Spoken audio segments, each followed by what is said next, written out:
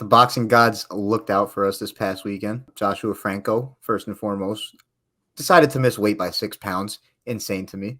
But as a result of that, Kazuto Ioka is now your WBA junior bantamweight champion. But before we get into it, I'm Christian. That's Alex. We are all takes no whiffs.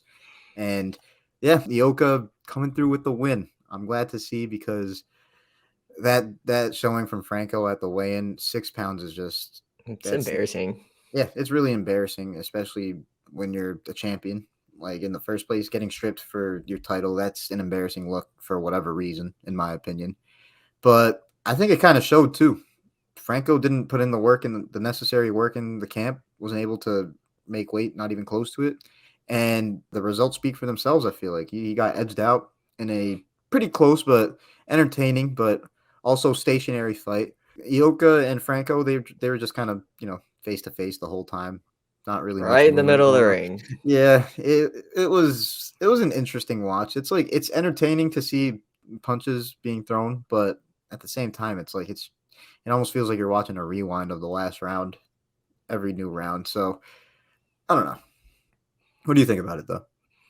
I mean, there was at times where it was pretty entertaining. I mean, there were some really good exchanges at times. There were some good Hmm. counters at times. But to be honest, like the first fight, it was pretty close, even though a lot of people think Franco won by a wide margin. The scorecards were pretty close on this too. And I think they were pretty right, honestly. 115, 113. I mean, honestly, a lot of rounds that were super hard to judge. I honestly would not have wanted to be a judge for this fight because it would have been super hard to judge. And we've seen some of the judges recently for some of these cards be really iffy, but Yeah. this fight had its moments. It was very entertaining, and honestly, I'm just really looking forward to seeing where Ioka is going to go next because he's got a lot of options around this weight class, and if you wanted to move up too. Hmm.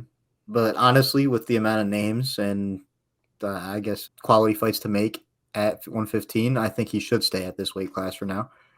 But honestly, who do you want to see next? Honestly, I would like to see him fight a fellow Japanese guy in this weight division, Junto Nakatani. I think that would make for a really good fight. Junto Nakatani just had probably knockout of the year a couple weeks Yeah. ago against Andrew Maloney. I've heard rumors that he might move up in weight division, so that'd be 2 divisions up from where Ioka is at right now. So that's someone who I'd like to see. Anyone else you have in mind?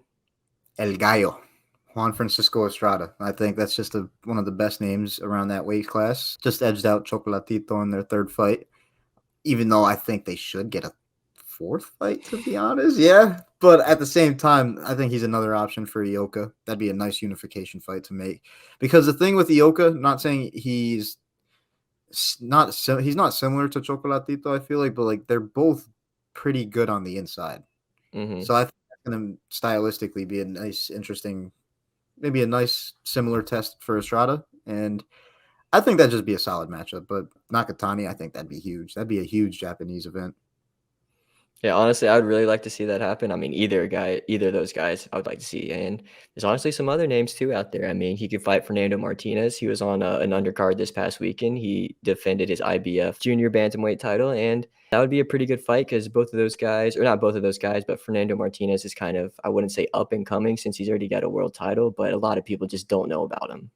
Yeah, that could be another option for Yoka as well. But honestly, there's a couple other options I'd rather see first. But Fernando Martinez, he's a solid fighter in himself. It would make for a good fight. It's just better options for Yoka, I feel like.